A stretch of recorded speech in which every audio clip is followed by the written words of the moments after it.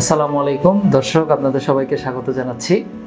আমি ডাক্তার খন্দকার নাফিজ রহমান। আমি অর্থোপেডিক বিশেষজ্ঞ এবং বর্তমানে কর্মরত আছি জাতীয় অর্থোপেডিক হাসপাতাল নিটোরে।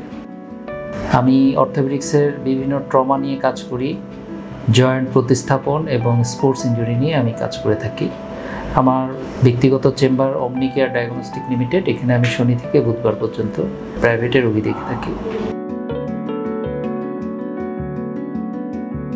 বয়স ভেদে আসলে ক্যালসিয়াম কতখানি প্রয়োজন আমাদের, একটা ইয়াং অ্যাডাল্টের যতটুকু ক্যালসিয়াম প্রয়োজন সেটা কিন্তু আমরা খাবারের মাধ্যমেই আমরা পেয়ে যাই। অর্থাৎ একটা ইয়াং পেশেন্টের স্বাভাবিক অবস্থায় সুস্থ দেহে কখনোই অতিরিক্ত ক্যালসিয়াম সাপ্লিমেন্টেশনের প্রয়োজন নেই। তো একটা ইয়াংয়ের আসলে কতখানি লাগে আমরা মোটামুটি ধরে নেই যে 1000 মিলিগ্রাম অর্থাৎ 1 গ্রাম সারাদিনে ক্যালসিয়াম হলেই চলে। মহিলাদের যারা প্রেগনেন্ট অথবা যারা একটু গ্রোয়িং এজে যারা আছে তাদের একটু বেশি লাগে, হয়তো 1200 বা 1300। ছোটো বাচ্চাদের একটু কম লাগে, ডেইলি হয়তো 20, 30, 40, 50 গ্রাম এরকম ক্যালসিয়াম লাগে। স্বাভাবিক অবস্থায় কখনোই ক্যালসিয়াম সাপ্লিমেন্টেশনের প্রয়োজন নাই, অ্যাডাল্টেরও প্রয়োজন নাই যদি না কোনো ঘাটতি তৈরি হয়।